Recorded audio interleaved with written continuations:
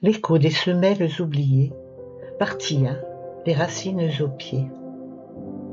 Il reposait là, près de l'entrée d'une vieille ferme abandonnée, deux sabots usés, taillés dans le bois avec amour, ornés de cuir gravé de motifs simples, mais nobles. La poussière s'était glissée dans leurs veines, mais leur silhouette résistait au temps, comme une mémoire têtue. Ce n'étaient pas de simples chaussures, c'étaient des morceaux d'âme rurale, des fragments de vie courbés par le labeur et les saisons. Jean, le paysan, les chaussait chaque matin, bien avant que le soleil n'effleure les collines dorées de Provence. À peine réveillé, il les enfilait d'un geste machinal, comme on revêt un serment silencieux.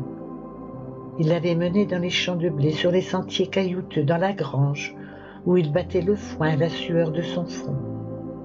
Ils avaient tout vu, les récoltes abondantes, les printemps avares, les mains calleuses de l'homme, les larmes tombées sans témoin.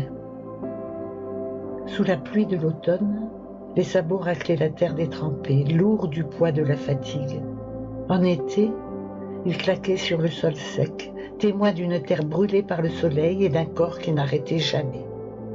Parfois, dans un coin d'ombre, il s'asseyait et les regardait. Il souriait en pensant qu'il tiendrait encore une saison, peut-être deux. Mais le temps, lui, ne se chausse pas. Il marche pieds nus sur les souvenirs et les efface doucement. Jean est parti.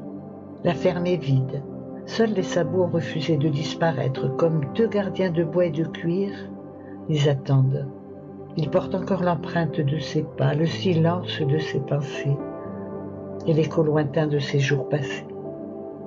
Ce ne sont plus des objets, ce sont des témoins.